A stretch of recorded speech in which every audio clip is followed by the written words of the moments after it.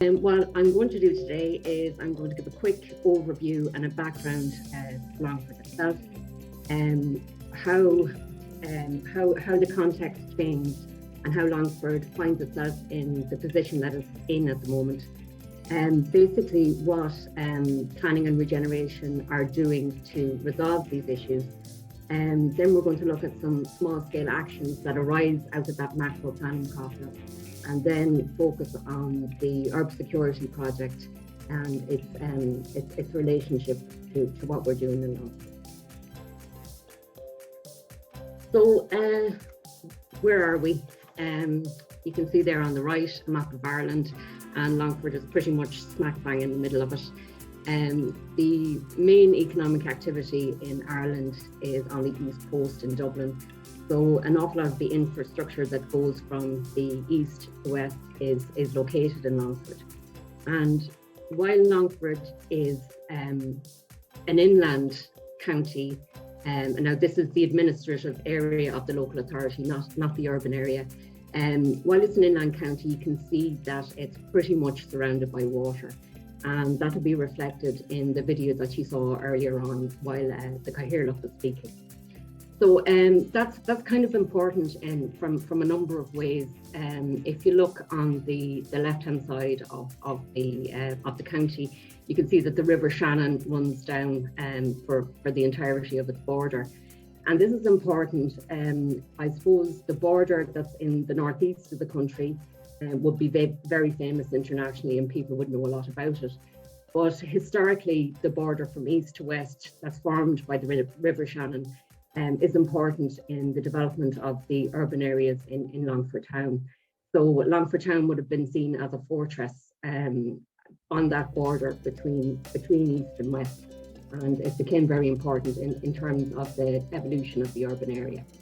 And you'll also see there that there is a lot of peatlands, a lot of lakelands and all the rest. And the regeneration team of which we are a part would be developing walkways, trails and other infrastructure in these areas with a view to focusing the economic benefit, the social benefit and the environmental benefit within the urban area.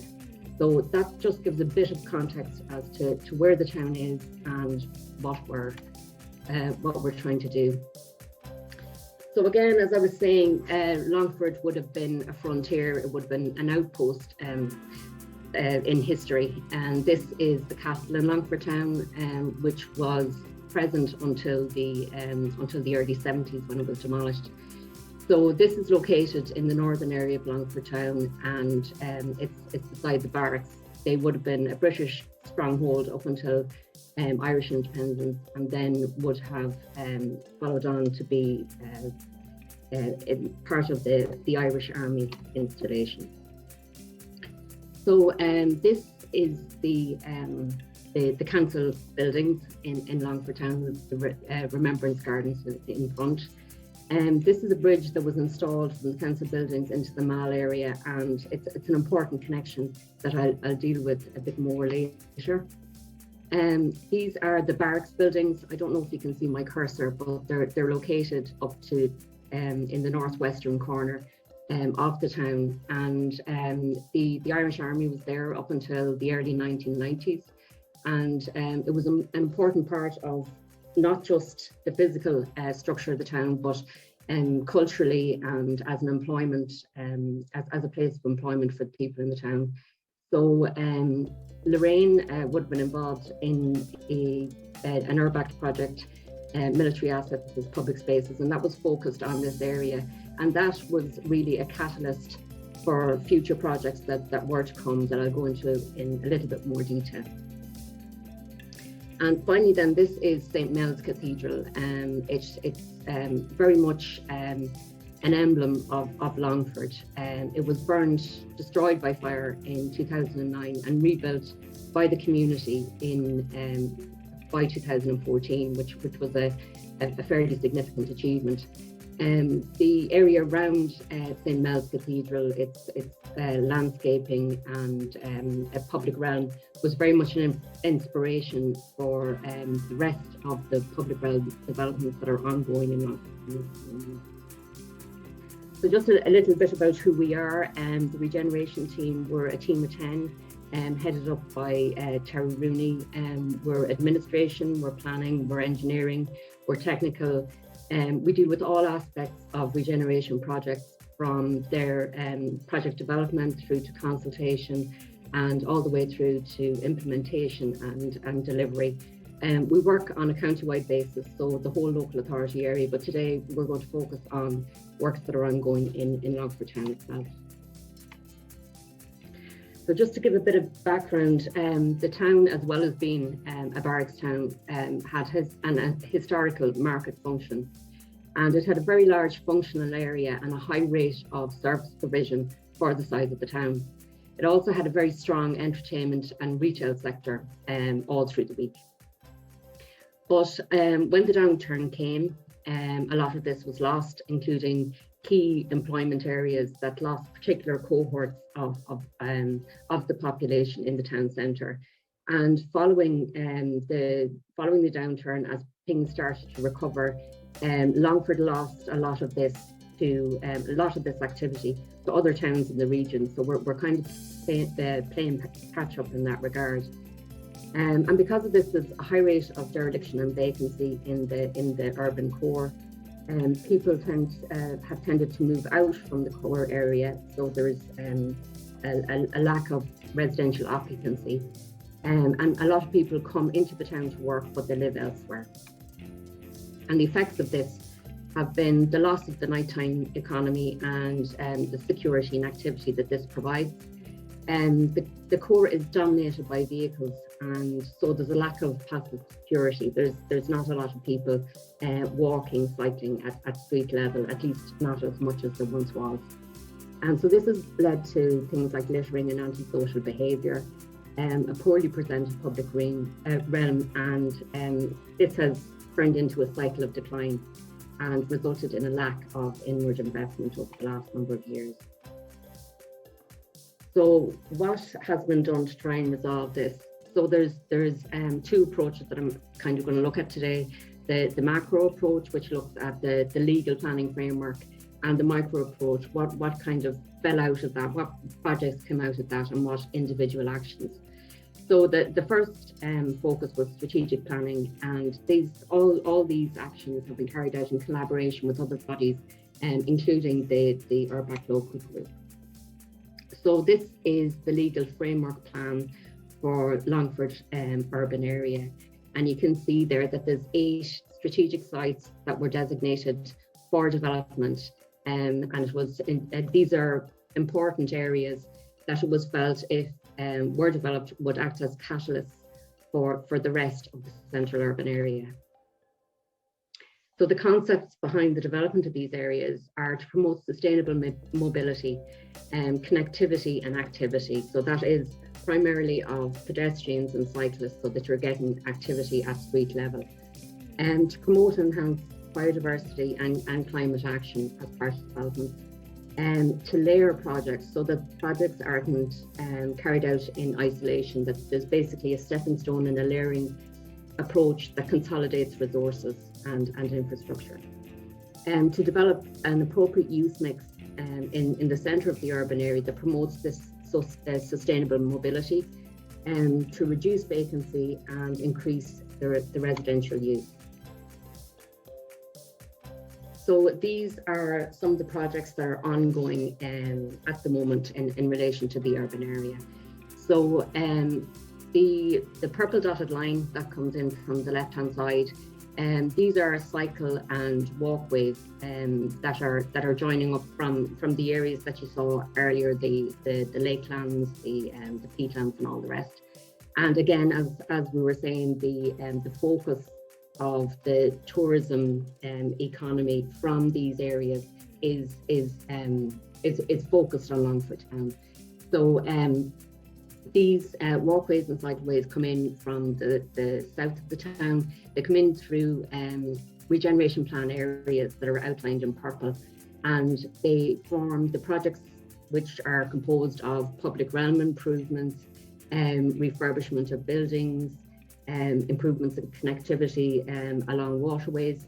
These form stepping stones from the south of the town all the way up to the north of the town, and the barracks area. Again, I'm not sure if you can see my cursor, but it's the barracks area is located up here along the river.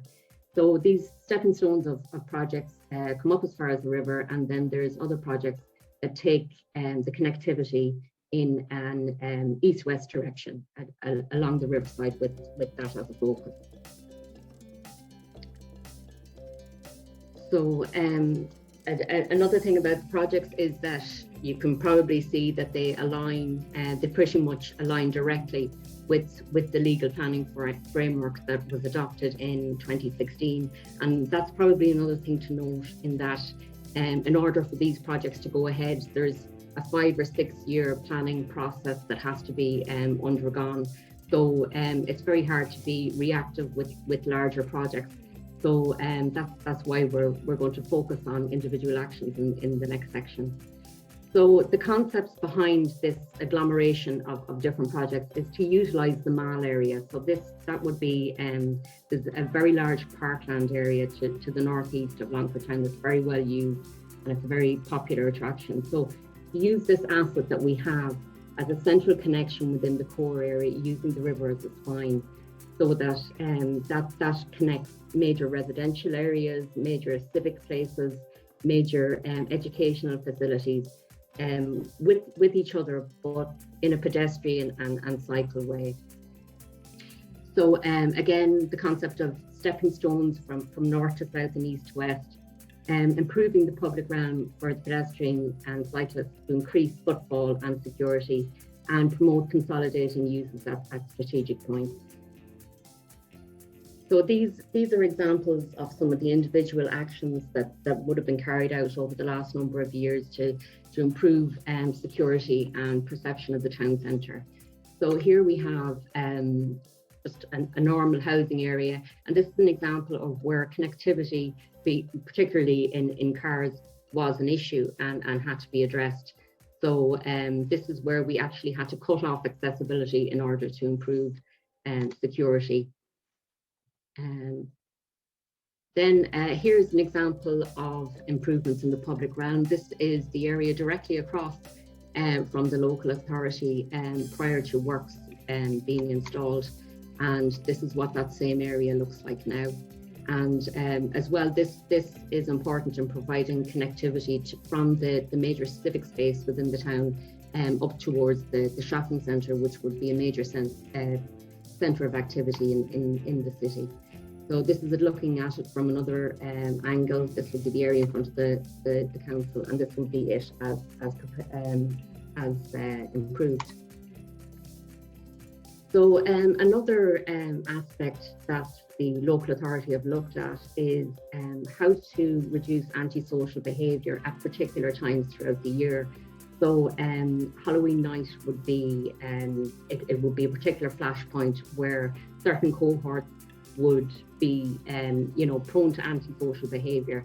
And one of the ways that the local authority did this was to have a dedicated festival for young teenagers, so that they would be occupied at this time, and they wouldn't be liable to be out on the street throwing fireworks or whatever. So this festival, it's an annual event, and it's called the Dead of Night, and it's been quite successful in that regard. And there's other festivals like the St. Patrick's Day Festival, and the council would engage with new communities in this regard to make sure that they're included as well. So there's the whole social inclusion aspect dealt with as part of this. Another action would be the Arts Festival, Ashling Arts Festival, again an annual event, and as part of this, vacant buildings would be painted or upgraded to improve the appearance of the town, while keeping this cohort of teenagers busy and out of trouble. And finally, as part of ongoing works and very much related to the small scale action that we're talking about, we're focusing on some of the laneways within the town centre, or the urban centre, and this will be an access from the main area of the town down to a fairly large housing estate. And at the moment, it's quite intimidating. It's quite enclosed, and a lot of it is hidden. So again, prone to antisocial behaviour and very much a perception of insecurity. And plans for this area include very strong lighting, but also a reflective surface on the pavement. So it gives an overall appearance of light and hopefully security. So just briefly, talking about the Mall area in Longford town, which is up here to the northeast. It's very well used. It would be very well regarded in the by the community in Longford. And part of what the regeneration section have been doing is to increase this connectivity, and we hope to do that more as part of our ongoing projects. But one example here in the centre is where, and this follows on into the UrbSecurity small scale action, is the opening up of spaces so that they don't feel as confined, and people feel that they can see out and other people can see in, and therefore feel that bit more secure while using them. So finally, just to talk about the relationship between these projects and our involvement in UrbSecurity. What they're trying to do is encourage people to use spaces, better paving, lighting and legibility, increase footfall to increase passive security. As part of this, we're hoping to do a survey on the effectiveness of what we're doing and what we plan to do.